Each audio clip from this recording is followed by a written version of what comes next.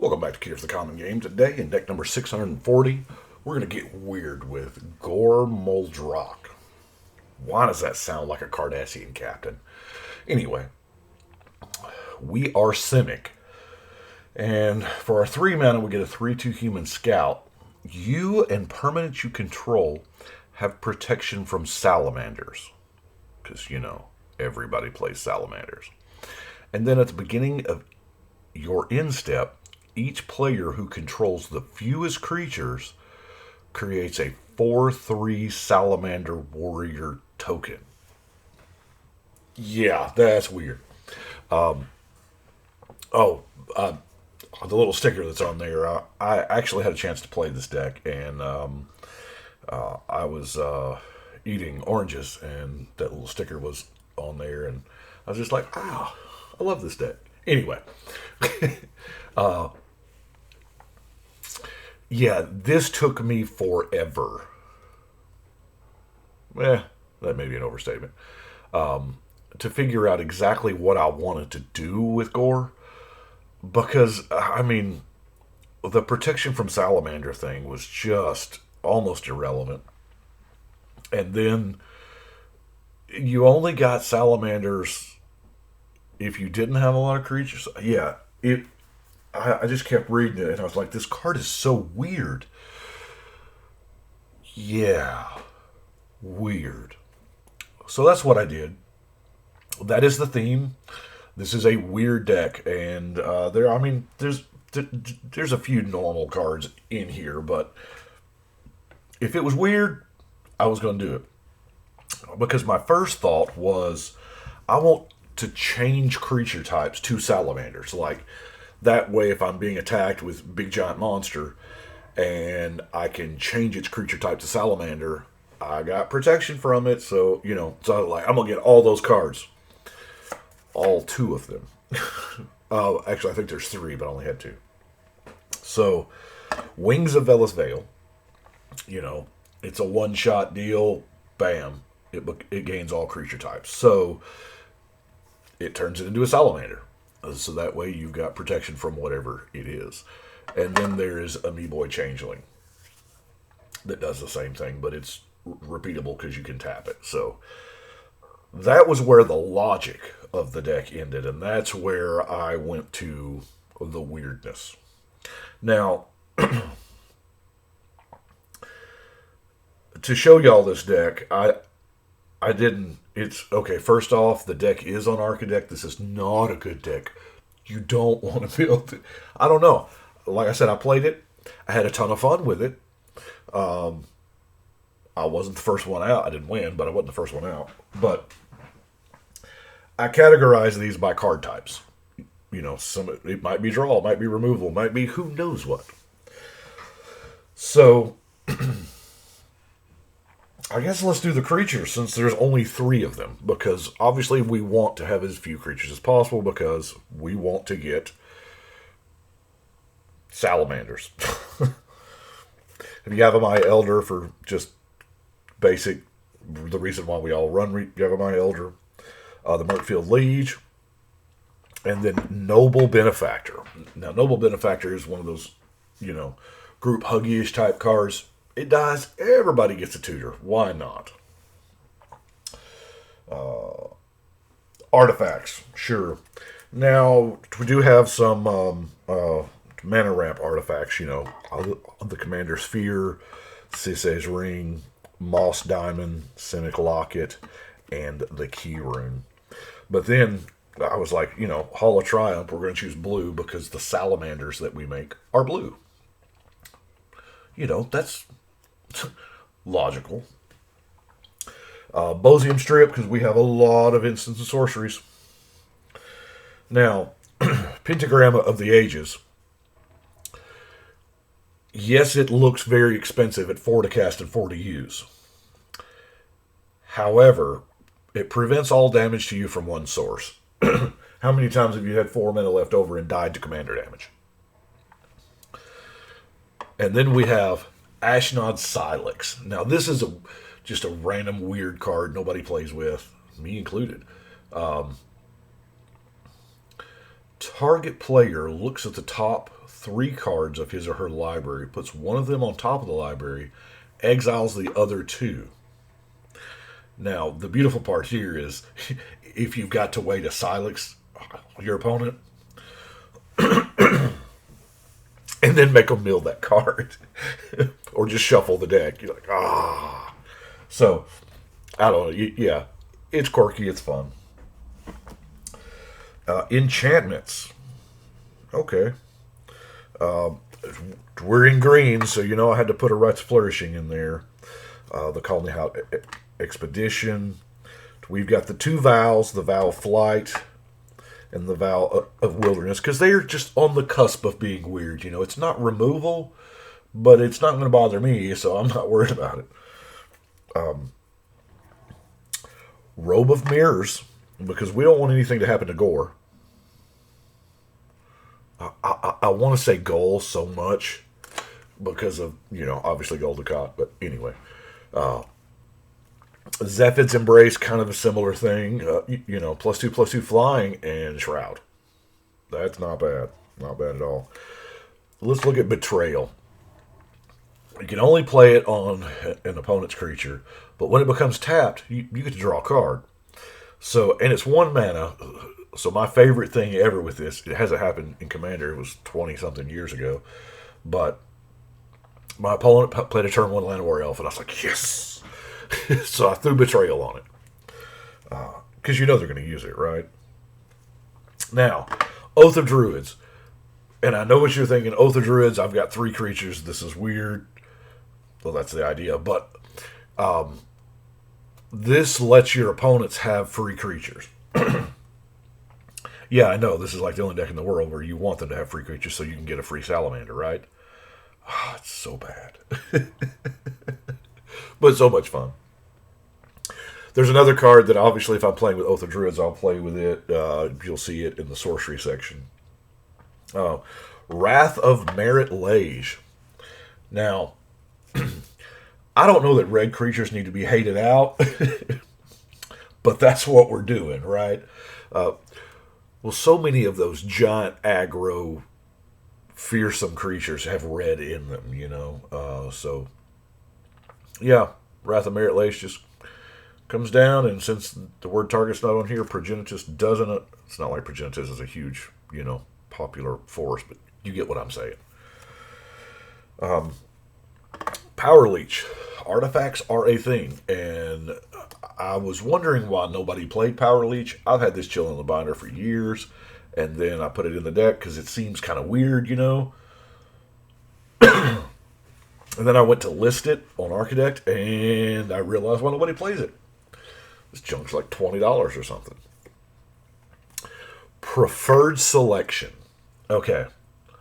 At the beginning of your draw phase, you look at the top 2 cards of your library. You pick one. You put that card on the bottom, or sacrifice this and pay 4 mana to draw the card. So we're probably never sacrificing this and paying 4 to draw it unless it's, going to win us the game. But this is kind of a weird scry 2 in green, kind of, yeah, it's weird. And then Catatomic Winds. Now, this is kind of a nombo with the Zephid's Embrace. Creatures with flying cannot attack, block, or use any ability that... So, flying creatures are just about useless. Obviously, salamanders don't fly, so the Catatomic Winds was enough to keep me from putting Levitation in the deck. Now, yeah, Levitation's probably a better card. But this deck, it ain't about the better card. It's about playing stuff like Catatomic Winds. Okay, let's go to sorceries. The Gaea's Blessing is the card, of course, that works with the Oath of Druids, because that was the original thing. Once you hit the Gaea's Blessing, everything you reveal gets shuffled back in, it's all good. Preordain. Flux. Because people don't play Flux that much. Each player chooses and discards any number of cards, then draws that many, and then you get to draw a card to boot. Yeah. why don't wheel decks play this more? Of course, we've got our rampant growth, urban evolution. Now, Forgotten Lore is kind of a, yeah, the fact that regrowth existed before Forgotten Lore, and they existed in formats really close to the same time, Forgotten Lore didn't see a whole lot of play. Now, the black color shifted version from the Planar Chaos, I think, was decent at best. But Forgotten Lore, if you've got enough green mana, you're going to get back to what you want. Or if you've only got one card in your graveyard, it's a 1 mana regrowth. Creeping Mold. Now, I actually used this. I destroyed a thing. I don't remember what it was. It was detrimental, so I had to get rid of it. And Creeping Mold. Yeah, it's been outclassed so much, but artifact, land, or enchantment, there's not enough spot land removal. I know I say that a bunch, but I'm trying to incorporate it more because there's a lot of times where that one land just ruins your day, be it a maze, a tower, anything. Plow Under. If you haven't made an enemy yet, oh, you will when you cast Plow Under. Back in the Urza block era, I had a deck that was based around you're only going to see your opening hand of 7 cards. Yeah, because there was black and green, and you could just keep putting the cards in their hand on top of their library, and they would keep drawing, but they'd never draw new cards. Yeah, but Plow Under is it kind of tiptoes that fine line of it's not land destruction. You're still keeping them, but it's costing you 2 more draws and slowing you down while it happens. Plow Under was used as a big finisher to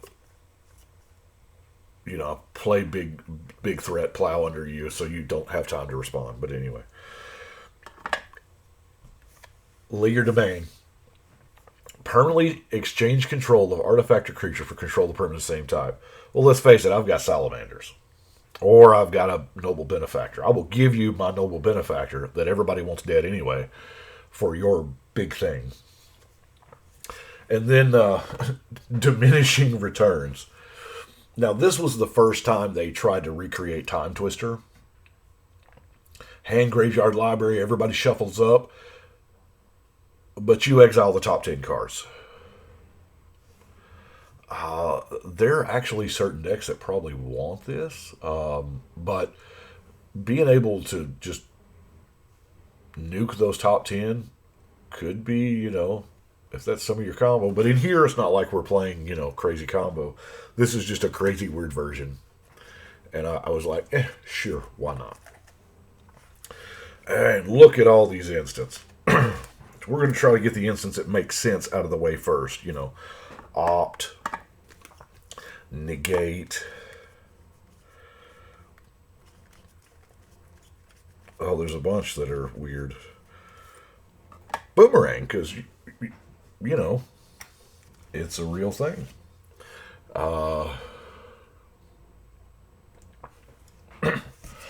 Naturalize, return to nature, fog. Because if any deck needs a fog, it's this one, right? So, we have some, should we do the counter magic first? To remove soul is better than you think. Yes, I know we all run negate because we're scared of planeswalkers and enchantments, but counter target commander, actually it's any creature, but now that I say counter target commander, I wonder how long before we get that card. And what would it cost? A blue? Ooh, that's scary. Now they're doing the new one that you put on layaway, the Foretell counterspell. But to remove soul, it's kind of one of those. The card's not weird. The choice of putting it in the deck is probably what's more weird. Hinder. Hinder's a great card. I do not have the tunnel vision to go with it. I know that makes my buddy Danny sad or happy, depending on, because he'll probably be playing against the deck. We have A null. A null. I used to play with individual many, many years ago who pronounced it differently. Anyway, counter target artifact or enchantment for 1 blue mana. I like it. What about Flash Flood? Destroy target red permanent or return target mountain to its owner's hand. Yeah, we're probably not bouncing a mountain. But destroying a red permanent for 1 mana at instant speed, I am here for it. Intervene, because we don't want anything to happen to Gore, right? Gore. Now I'm adding the E on the end, like, never mind. Yeah, the target's our creature. Withdraw. Return target creature to its owner's hand, then another creature unless its controller pays 1. So you can intentionally do 2 of yours. If you catch somebody tapped out, you can make them have a bad day. Metal. Now this uses the word target so much, and quite frankly, I expected this to be in call time just because of the name. Metal sounds a lot like metal, which is not the same thing as metal, but target spell which targets a single creature targets another creature of the new target's, but it's a swerve variant or a deflection kind of thing. It's like, no, I think you want to Doomblade your guy. Plagiarize is the best card draw spell that nobody's playing. Okay, maybe not the best. But what I love about Plagiarize is, well, first off, is it instant? It's got to be for what it does, right? But my favorite thing is those wheel players. Because there's nothing greater than everybody discards and then draw 7, and then how about no? Yeah, in response, I will plagiarize you, and you will draw 0, and I will draw 14. Now, that's Magical Christmas Land, I know, but we've got Reap, because black is a popular color. I hear every time I have Reap in my hand, there's not a black mana symbol on the board, but, you know, that's just my life. Ensnare. The Mercadian Mass block had a cycle of free cards. Returning 2 islands to your hand is a pretty steep cost, but the instant tap all creatures, that's not bad in and of itself. Memory Lapse counters it and costs them a draw.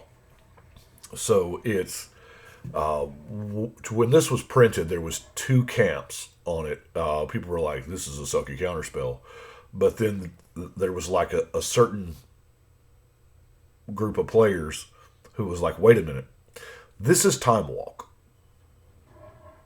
Because it costs them a turn of draw. Yeah, they still get their attack and whatever, but I'm somewhere in the middle. It's all right, but it is kind of weird. And the art, just the puzzle pieces out of the brain, that was...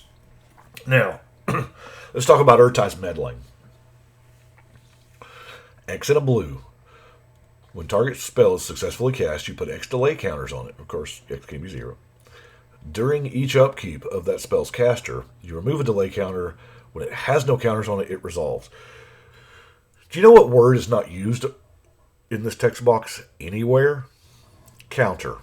You're not countering the spell. You are simply delaying it.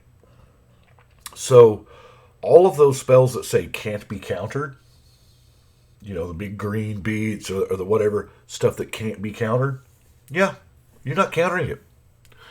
You're just going to put, 4 or 5 delay counters on it to where it's gone essentially for the rest of the game. But you didn't counter it. I know we're splitting hairs. Broken Wings. Okay. Artifact, enchantment, or creature with flying. This costs 1 more than Plummet. I kind of dig it, to be honest with you. And, Now, Ray of Command is probably the least used of all of the trader type cards. Now, somewhere after this, R&D took the route of blue steals a creature forever and red temporarily steals a creature with like threaten effects.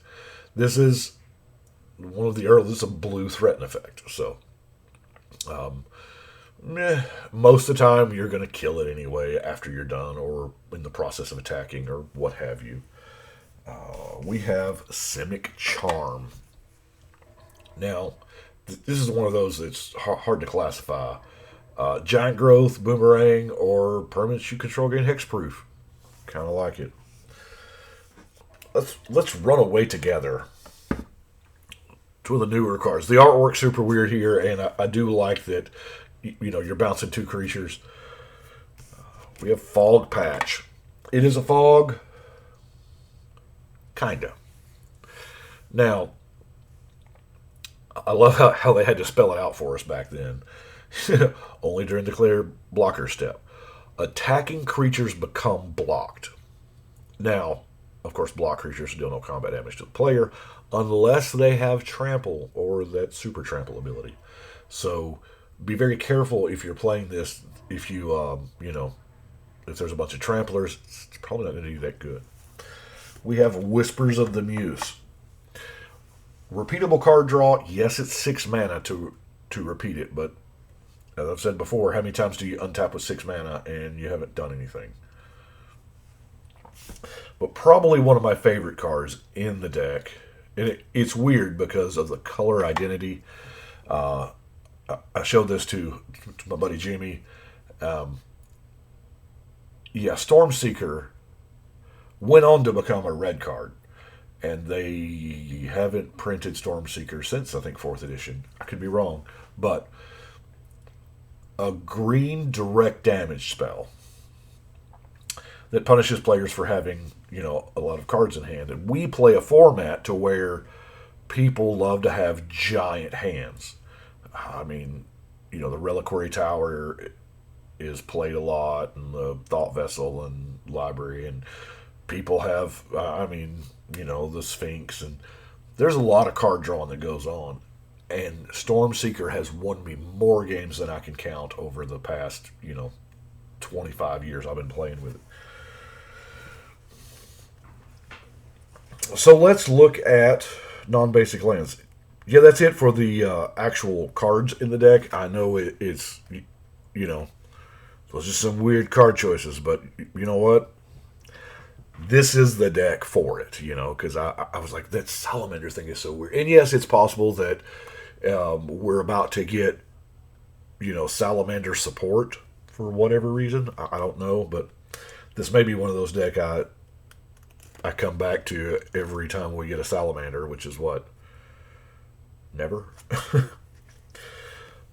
But I want to talk about Crawling Barrens, because this is an all-star. Now, I did find myself with untapped mana before my turn, and I was like, I'll throw 2 counters on it. Now, I'll be honest with you, I had it up. I had 10 counters on it. But this may not be the deck for this card. I do like it in probably +1/+1 counters decks, or any deck that has a way to pass out trample, because you just got a big 10/10 at that point, and, this is the card we would have killed for back in the old draw go days. If you're playing mono blue and you're all about just countering everything, it's hard to do in a 4-player format, but this would have been the card. Havenwood Battleground, Simic Seagate, Tectonic Edge, Evolving Wilds, Spheolite Temple, Bant Panorama, Vivid Grove, Fairy Conclave, might as well, right? Terramorphic Expanse, Thornwood Falls, Rogue's Passage, and our obligatory Command Tower. I'm trying to use a Command Tower in as many of the Commander Legends decks as possible. It's Batman right there. But gotta have our salamander tokens. But yes, that is it for deck number 640.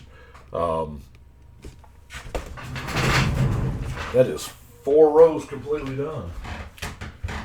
we're 40% of the way to deck number 700, so that's it's a beautiful thing. By the way, that is a it was one of the. I'm not going to go into it. We're 25 minutes into a dang deck tech, so I better end this. Appreciate y'all watching. Y'all let me know what you think. But we're going to shuffle and cut.